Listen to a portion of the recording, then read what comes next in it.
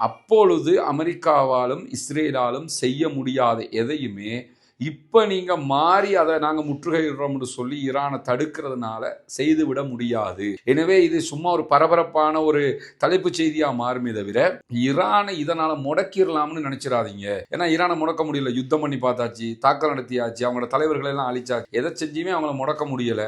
இப்போ நீங்கள் போய் ஈரானுக்குள்ளே போகிற கப்பல்களை மட்டும் தடுக்கிறதுனால ஈரான் அடங்கிடுவான்னு நினைச்சிடாதீங்க அப்படின்னு சொல்லி அவர்களே சொல்லியிருக்கக்கூடிய நிலையில தான் இஸ்ரேலுடைய முன்னாள் பாதுகாப்பு அமைச்சர் மோஷே யலோன் சொல்லியிருக்கக்கூடிய ஒரு கருத்தும் கவனம் ஈர்த்திருக்கிறது. அவர் பேசும்போது இதை பற்றி என்ன சொல்றாருன்னு கேட்டால், 40 நாட்களுக்கு மேலாக ஒரு மாபெரும் யுத்தத்தில் அடைய முடியாத எந்த நோக்கங்களையுமே இந்த ஹொர்முஸை நீங்கள் ஈரானுக்கு எதிராக பிளாக் பண்ணுறதுனால எதுவுமே நடந்து விட போவதில்லை. அணு ஆயுதத்தை பெற்றுக்கொள்வது அவசியம்தான் என்கிற முடிவுக்கு நீங்கள் ஈரானை தள்ளுவீர்கள். இதில் என்ன நடக்கும்னு கேட்டால், அணு ஆயுதமே வேணாம் என்று இருக்கக்கூடிய ஈரான் இனி எங்களுக்கு அணு ஆயுதம் வேணும், ஏன்னா தொடர்ந்து நீங்கள் எங்களை டிஸ்டர்ப் பண்ணுறீங்க என்கிற ஒரு அடுத்த கட்ட நிலைக்கு தள்ளப்படுவதற்கான வாய்ப்பு தான் அதிகம் இருக்கிறது என்கிற செய்திகளை இன்றைக்கு இஸ்ரேலுடைய முக்கியஸ்தர்களே சொல்லி இருக்கக்கூடிய சூழல்ல தான் ஈரானுடைய துறைமுகங்களுக்கு செல்லக்கூடிய கப்பல், அங்கிருந்து வெளியேறக்கூடிய எல்லா கப்பல்களையும் நாங்கள் தடுக்க போகிறோம் அப்படின்னு சொல்லி முற்றுகை தற்போது ஆரம்பமாகிவிட்டது. 7:30 மணிக்கு ஆரம்பிச்சுட்டாங்க. 7:30 கூட்டிட்டாரு அமெரிக்க அதிபர் டொனால்ட் ட்ரம்ப்.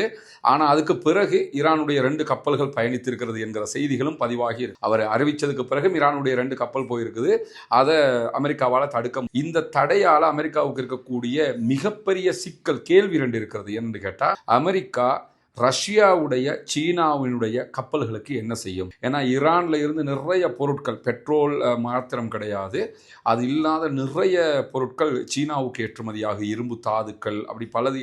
அதே மாதிரி ஈரானுக்கு தேவையான பல பொருட்கள், மெஷினரிஸ், அது இது எல்லாம் சீனாவில் இருந்து தான் இறக்குமதி செய்யப்படுகிறது. ரஷ்யாவில் இருந்தும் பல பொருட்கள் கொண்டு வரப்படுது. ஈரானுக்குள்ள போகிற கப்பல்களை தடுப்போம், வெளியேறுகிற கப்பல்களை தடுப்போம்னா ஈரான்ல இருந்து பெட்ரோல், டீசல், எரிவாயுவை ஏற்றி கொண்டு போகிற 80% பிசினஸ் யார் பண்றாங்கன்னு கேட்டா சைனா தான் பண்ணிக்கிட்டு இருக்கிறாங்க. சீனாவினுடைய கப்பல்களை அமெரிக்காவால் தடுக்க முடியுமா? அமெரிக்காவால் சோதனையிட முடியுமா? அமெரிக்காவால் கைப்பற்றி கொண்டு போக முடியுமா என்கிற கேள்வி. அப்படி நடந்தால் அடுத்ததாக சீனா தைவான் விஷயத்தில் தாறுமாறான முடிவுகளை எடுக்கும். அதே மாதிரி ரஷ்யாவினுடைய கப்பல்களை அமெரிக்காவால் தடுக்க முடியுமா? ரஷ்யாவினுடைய கப்பல்களை சோதனையிட முடியுமா?